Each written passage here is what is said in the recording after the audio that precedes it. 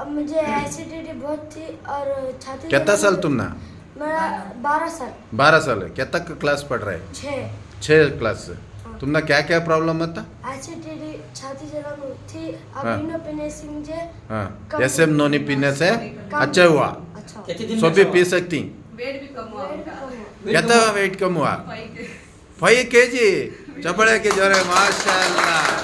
Wow, excellent excellent. कितने दिन में कम हुआ वेट? हाँ? पीने से कितने दिन में हुआ रिजल्ट? महीना हुआ।